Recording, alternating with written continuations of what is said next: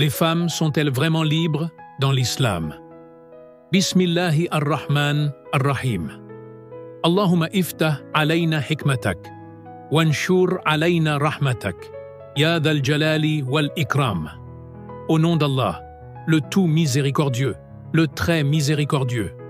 Ô Allah, ouvre-nous les portes de ta sagesse et répands sur nous ta miséricorde, ô détenteur de majesté et de générosité.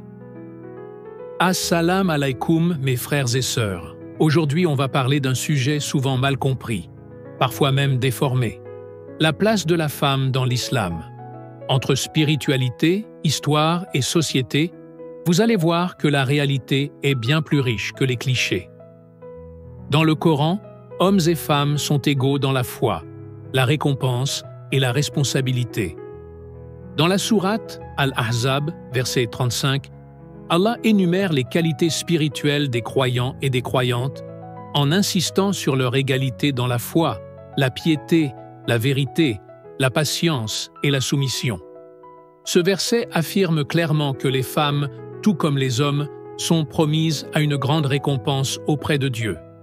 Il n'y a aucune hiérarchie spirituelle entre eux, seulement la sincérité de leur cœur et la force de leur engagement. Parmi les figures féminines les plus marquantes de l'histoire islamique, Khadija bint Khuwaylid occupe une place exceptionnelle. Elle fut la première personne à croire au message du prophète sallallahu alayhi wa sallam bien avant que l'islam ne se répande. Femme d'affaires prospère, respectée pour son intelligence et sa générosité, elle a soutenu le prophète alayhi salatu wa salam dans les moments les plus difficiles. Aïcha bint Abi Bakr, épouse du prophète alayhi salatu wa salam, est une autre figure incontournable. Elle était reconnue pour sa grande intelligence, sa mémoire exceptionnelle et son engagement dans la transmission du savoir. Elle a rapporté plus de 2000 hadiths, devenant ainsi l'une des sources les plus fiables de la tradition prophétique. Elle enseignait aux compagnons et aux générations suivantes, et son rôle dans la jurisprudence islamique est immense. Fatima az-Zahra, fille bien-aimée du prophète sallallahu alayhi wa sallam, est un modèle de piété, de modestie et de force morale.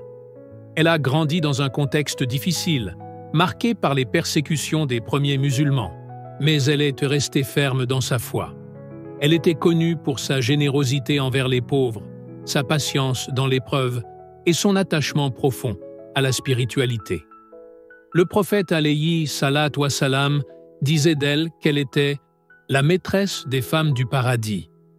L'islam, dès ses origines, a reconnu à la femme des droits fondamentaux, le droit à l'éducation, au travail, à la propriété et même au choix de son époux.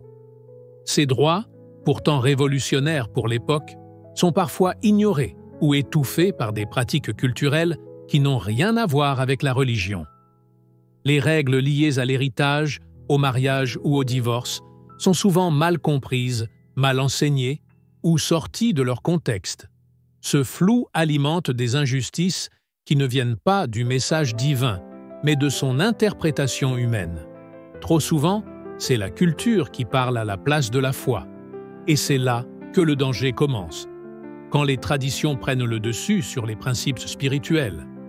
Aujourd'hui, il est essentiel d'écouter les femmes musulmanes elles-mêmes, de leur donner la parole dans toute leur diversité, leur intelligence et leur spiritualité, car elles sont les premières concernées et souvent les dernières entendues. Allahumma ja'alna min alladhina yastami'una al-qawla fayattabi'una ahsana. Allahumma barik fi ummatina wa ihfad nisa'ana wa atina hikmatan wa sabran. Ô Allah, fais de nous ceux qui écoutent les paroles et suivent les meilleurs. Ô Allah, bénis notre communauté, protège nos femmes et accorde-nous sagesse et patience. Si cette vidéo t'a apporté un éclairage nouveau, partage-la, abonne-toi et surtout, continue à chercher la vérité avec sincérité. Barakallahu fikoum.